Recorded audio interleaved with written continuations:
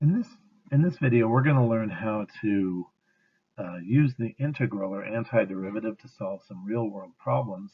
First, I'm going to need you to hit pause and answer this question, and then hit play when ready to continue. Hit pause now. Okay, more than likely, you came to the conclusion that the profit would be $1,400 on 20 widgets. Makes sense. That's twice as much profit for twice as many widgets. This is proportional reasoning, and it makes a lot of sense in simplistic scenarios. But profit, as it turns out, in real-world economics and business, isn't that simple. And we can't always assume that there's a fixed amount of profit in every single item we sell. So I'm going to add some information to this problem. I'll pause while you read this to yourself.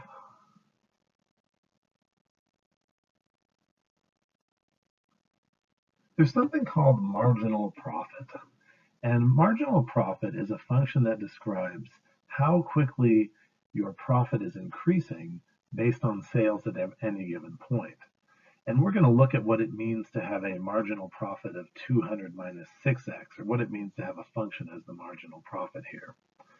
But ultimately, we want to answer the question, how much profit would there be in 20 widgets? And it turns out the answer is not $1,400, because to say that we have a marginal profit function is essentially to be making the statement that each widget that we sell does not necessarily produce as much profit as the last widget, or maybe it produces more, but that there's a variable profit every time you sell a widget. And while this may seem counterintuitive to sort of the common sense money approach to profit and sales, in real world economics, this scenario actually does play out quite often. So here's the idea. Marginal profit means the derivative of the profit function, or P prime in this case. So when they tell you that your marginal profit is a certain function, they're saying that that is the rate of change, or the derivative of your profit function. Let's look at an example to think about what this actually means. If we were to plug 5 into this P prime equation and do the math, we would get 170. Well, what does that mean?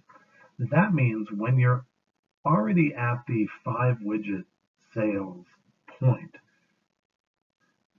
that your profit rate per widget is $170. Does that mean that we make $170 on every widget we sell? Absolutely not.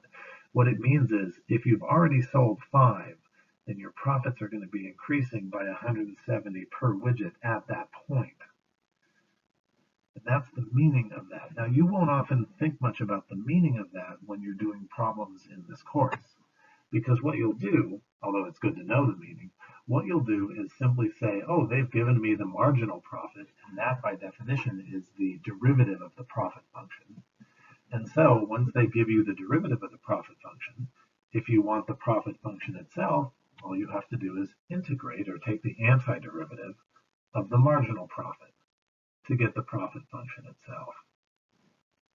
Doing the simple antiderivative here gives us this. Notice the plus c that we get whenever we do an antiderivative or an integral. And now we have the profit function for this particular item we're selling, which I sort of generically call the widget. Now, the question is, how much profit would we get if we sold 20 widgets? Well, to find out, we would have to plug 20 into the profit function. The problem is, we don't know the value of c, at least not yet. But no worries, we can find the value of c by plugging in the information that we know. We know that 10 widgets produce $700 in profit. So I can plug in 10 for the number of widgets and a yield of $700 profit into this equation, do some very simple algebra, and I would find that c is negative 1,000.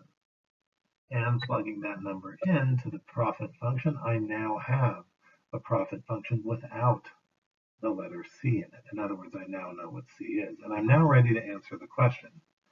Again, the question says find the profit that would be made if 20 widgets were sold. Well, now that I have a profit function, I can plug 20 in, get an answer, and realize, contrary to the answer of 1,400 that we thought we were going to get using some common sense basic arithmetic, we actually find out that there's $1,800 profit in selling 20 widgets, more than you may have thought on originally reading this problem. So the final answer, if 20 widgets are sold, the profit would be $1,800. Let's take a look at a different problem here where we're looking at the relationship between the velocity and the position of an object.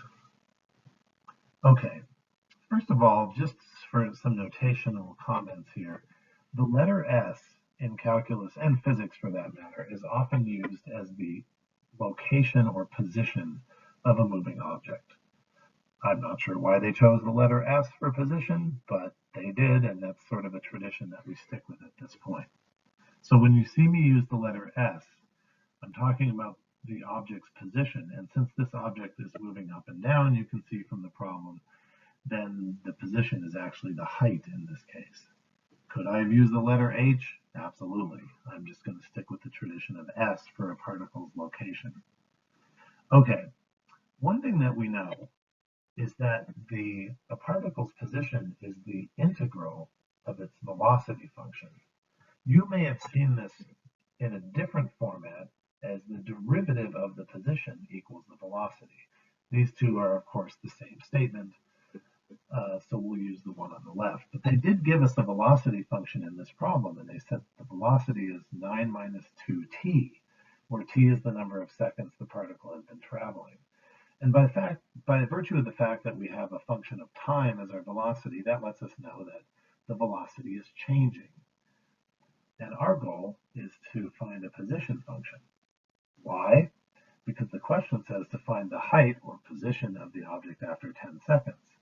Well, I can't do that until I have a position formula, and I can't do that until I integrate the velocity.